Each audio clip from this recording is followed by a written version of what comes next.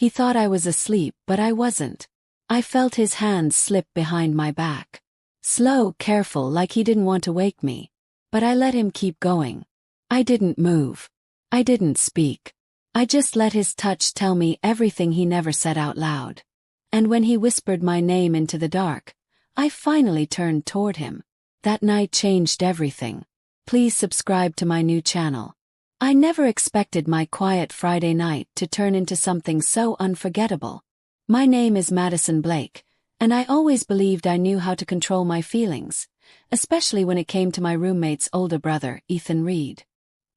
He was tall, charming in that effortless way that made girls blush, and had a deep voice that could melt anyone's defenses. I'd seen girls fall for him like leaves in the wind, but I wasn't supposed to be one of them.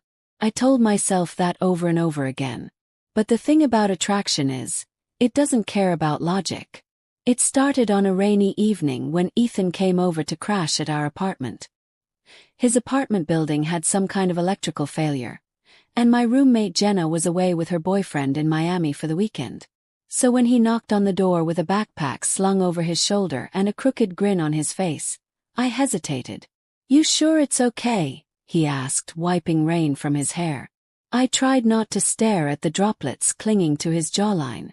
"Yeah, Jenna told me you'd be stopping by." He stepped in, and suddenly the small apartment felt smaller. That night we ate pizza and watched an old rom-com on the couch. The air buzzed with something I couldn't quite name. And maybe he felt it too, because every time I glanced at him, he was already watching me. I thought sleep would help clear my head. I changed into my sleep shorts and an oversized tee, crawled into bed, and tried to think about anything other than Ethan's hazel eyes or that playful smirk. But sleep didn't come easily. I tossed and turned, restless with thoughts. I didn't realize how lightly I was sleeping until I felt movement. Subtle at first, a shift in the air. The couch creaked softly in the next room. I heard the kitchen faucet turn on and off. Then footsteps, slow and cautious. Kept my eyes closed. My bedroom door didn't close all the way. Never did. It stayed cracked open just enough to hear sounds, feel presence, see silhouettes. Then I felt it, the gentle dip of the mattress beside me. My heart pounded so loudly I was sure he could hear it. I stayed still. Not because I was scared, but because I was curious. Was it him? A warm hand hovered near my hip but didn't touch. The hesitation in that moment made something flutter low in my stomach. I stayed breathing soft, pretending to be asleep. Then he let his hand settle behind my back. Barely touching, just warmth, just awareness. My breath hitched for a second, but not enough to break the illusion. He thought I was sleeping, but I let him keep going. His hand moved, featherlight, brushing upward along my spine. I felt the tips of his fingers trace along the hem of my shirt, pausing there, not crossing a line, just staying at the edge of it. He was testing limits. I could tell by the way he barely exhaled, as if unsure what to do next. But he didn't stop. Slowly, his hand slid beneath the fabric, just resting against the curve of my lower back. It was so tender, so respectful, yet undeniably charged. I felt a whisper against my neck. Not a word, just the warmest breath. And I realized in that moment, he wasn't just being bold, he was being careful. 'Cause he wanted me to want it too. His hand moved behind me again, this time forming soft circles against my back. Comforting. Almost like he was trying to memorize every inch. Then I felt something I didn't expect. His other hand waving behind my back, like he was signaling something, or maybe just expressing silent frustration or confusion. It was an odd movement, but in a way endearing, like he was silently telling himself, "Don't go too far." But I didn't want him to stop. I slowly rolled in his direction, keeping my eyes shut.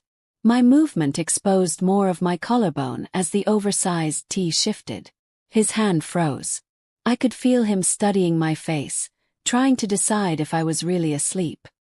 His hand moved up, brushing a strand of hair from my cheek. That tenderness made my heart ache. Then finally I opened my eyes.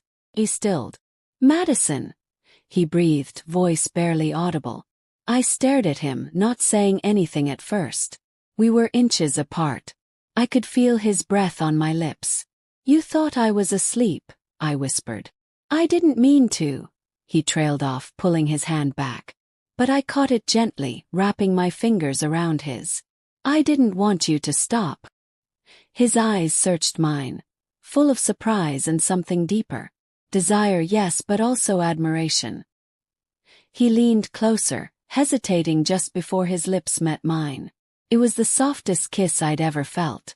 And then everything changed. The air in the room turned electric. His hands roamed more freely, still gentle, but purposeful now.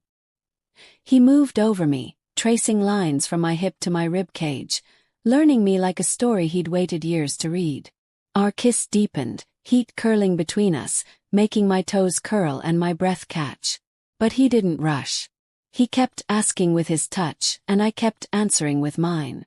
Every movement, every brush of his lips along my neck, my shoulder, the curve of my jaw.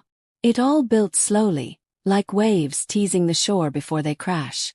I wrapped my legs around him, feeling the strength of his body press against mine.